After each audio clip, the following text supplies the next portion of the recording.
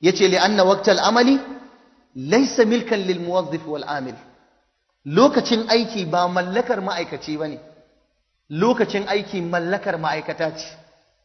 Malamin makaranta ne kai, kayi alkawari an baka ofa daga 8 zaka shiga aji zuwa karfe 1 zaka fita, daga 8 zuwa 1 nan wannan lokacin ba naka bane, sayan sa akai. So duk wani tasarrufin da zaka yi sai da izinin shugabanka, sai ya baka dama. Malami ne a jami'a lecturer, wannan lokaci da kake zuwa kake wa dalibai lecture awa kaza zuwa kaza, to hakki ne na Allah akan ka, ka je kai musu wannan. Kada ka ce ma haɗu a jarrabawa. Me amfanin ɗaukan ka aiki? Inda ba a da buƙatar ka tsaya gaban ɗalibai ka karantar da su, me yasa aka baka ofa aka ɗauke ka? To nauyi ne a kanka. Me shara ne? Wannan sharar da aka ɗora maka, to sayan wannan lokacin saran aka yi. Bai halatta ka je ka yi wani abu wanda ba shi ba a wannan lokacin. Sai an baka izini, sai ka nemi dama. Amma yanzu ka rufe idan ka tuno mutum nawa ne suke karban albashi da ba sa zuwa su yi aikin.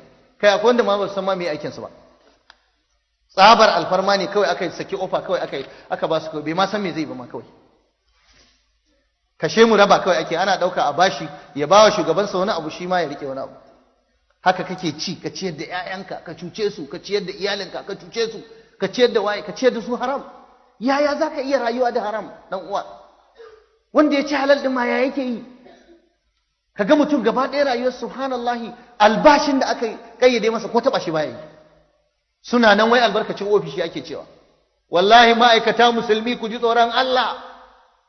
Albarkacin ofis, ka san naira ɗayan da za ta shigo maka ofishinka, ka san daga ina take, kuma me sababinta, kuma ka shirya amsa da zaka ba wa Allah in ka ci wannan naira ɗayan.